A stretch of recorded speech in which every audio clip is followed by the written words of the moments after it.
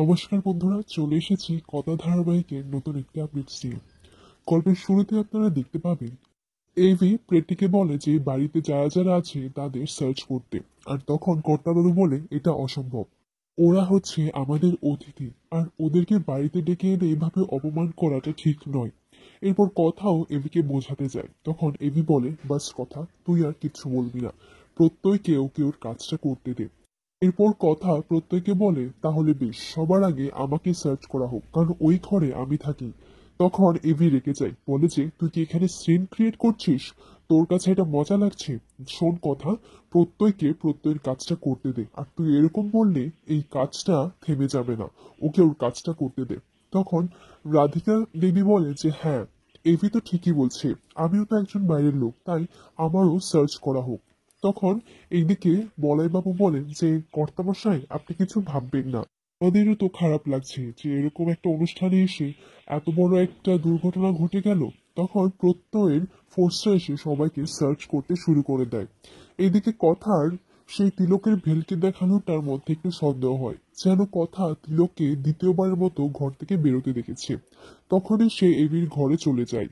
এরপর এভিকে বলে যে তুই কি এখন এখানে ঝগড়া করতে এসেছিস? তখন কথা বলে না পাচক মশাই, আমার সন্দেহ হচ্ছে যে সাধু বাবা এসেছিল, সেখানে ঠিক তিলক বাবুর গায়ে যে চুড়ুল ছিল, তার গায়েও একটা সেরকমই চুড়ুল আছে। তখন সবাই বলে এটা তো অসম্ভব, তিলক এখানে কি করে আসবে? তখন দেখতে পায় যে আজকে একটা নেশাদ্রব্যের বোতল খুঁজে পায়, আর তখনই তারা বিভিন্ন জায়গায় সার্চ করতে লাগে।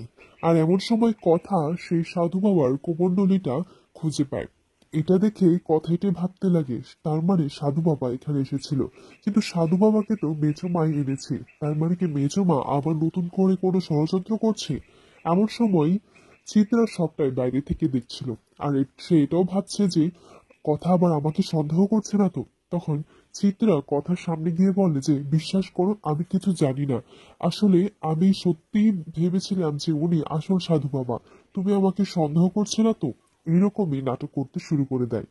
এইদিকে দেখা যায় যে তিলকবাবু চলে গেছে একটা হোটেলে। এরপর তিলকবাবু বলছে যে বাহ, জায়গাটা তো বেশ ভালোই, ভাগ্যিস যে আমি ঘরের পেছন দিকটাই এসেছিলাম, নইলে তো এই জায়গাটা আর খুঁজেই পেতাম না। অনেকদিন পর আমি আমার পাওনাটা পেয়েছি, 50 লাখ টাকা তো আমি আমার বাপের জন্মও দেখিনি। এইরকম করে সারা জীবন আরামে কেটে যাবে। ব্যাস আজকের রাতটা থেকে যায়, তারপর কালকে এখানে থেকে মজা করে এর পরের দিনে চলে যাব কলকাতাকে টাটা বাই বাই করে। ওর কথা প্রত্যেকে বলেছিল যে তিলক যে হসপিটালে অ্যাডমিশন আছে সেখানে খোঁজ করতে। তখন তারা সবাই সেই হসপিটালে তিলক বাবুকে দেখতে চলে যায় যে সেখানে আছে কিনা। তখনই সেখানকার নার্স জানায় যে উনি বেশ কিছুদিন ধরেই সুস্থ হয়ে গেছিলেন, হাঁটা চলাও করতে পারছিলেন, কিন্তু দুদিন ধরেই ওনাকে খুঁজে পাওয়া যাচ্ছে না। তারপর প্রত্যয় রেগে যায়, বলে যে আপনাদের কি কোনো রেসপন্সিবিলিটি নেই? উনি যে উধাও হয়ে গেছেন সেটা আপনি আপনাদের একবারও জানাবেন না? কথা প্রত্যেকে বলে যে তিলক বাবা সেই সাধু বাবা সেটা জানার জন্য আমাদের প্রমাণ দরকার। তাই প্রত্যেককে জিজ্ঞাসা করে কোনো ফিঙ্গারপ্রিন্ট আছে। তখন কথা সেই ফিঙ্গারপ্রিন্ট এক্সপার্টের কাছে চলে যায়, আর সেখানে গিয়ে কোমণ্ডলু আর সেই মদের দ্রব্যর বোতলটা দিয়ে যখন ফিঙ্গারপ্রিন্টটা ম্যাচ করতে চায়, তখন সেই ফিঙ্গারপ্রিন্টটা ম্যাচ হয়ে যায়। আর তাদের কাছে তিলকের কোনো ছবি ছিল না, তাই কথা সে একটা স্কেচ করে তিলক বাবু, তখন সেই ছবিটা দিয়ে তারা সার্চ করতে শুরু করে দেয় বিভিন্ন জায়গায় জায়গায়। এইদিকে কথা উঠে পড়ে লেগেছে যে কিভাবে তিলকবাবুকে ধরবে। এরপর কথা এদিকে সান্ত্বনা দেয় যে আপনি বিশ্বাস করুন, মা আনন্দি তো আছেই, আমরা সবাই মিলে তিলকবাবুকে ধরে ফেলবো, এভাবে তো আর ছাড়া যাবে না।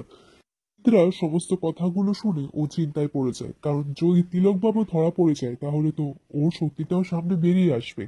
এমন সময় প্রান্তিক চিত্রাকে ফোন করে জানায় যে আমি এভির ব্যাংক থেকে কত টাকা লোন নেওয়া হয়েছে, কত টাকা ওর সুদটা মেটাতে হবে, সেই সমস্ত কিছু আমি জানি, বাকিটা আপনি চিন্তা করবেন না, আমি সবটা সামলে নেব। ওদেরকে এমন পাকে ফেলবো যে ওরা কখনো এটা থেকে বের হতে পারবে না। এরপর প্রান্তিক কথা আর এভির ছবিটা চালিয়ে বলে যে ইটস গ্রেট নিউজ, প্রান্তিক বিশ্বাস ইজ ব্যাক। পরের দিন সকালে যখন মা আনন্দির আরতি করছিল, তখন মা আনন্দির একটা ফুল কথার গায়ে এসে পড়ে। এমন সময় প্রত্যয় সবাইকে ডেকে বলে যে এই দেখো, লাস্ট এই হোটেলেই তিলককে দেখা গেছে, ও এখানেই স্টে করেছে। আগামী পর্বে আপনারা দেখতে পাবেন যে কথা আর বাকি সবাই সেই হোটেলে গিয়ে ওঠে, আর তখন ওকে ফাঁদে ফেলার জন্য তারা দুজনেই এবং বাকি সবাইরা ছদ্মবেশ ধারণ করে। যেহেতু হোটেলে বড় একটা নাচ গানের শো অ্যারেঞ্জ করা রাখা ছিল, সেখানেই এভি আর কথা গিয়ে হাজির হয়, আর তাদের ছদ্মবেশে কথা আর এভি তিলককে ধরে ফেলে।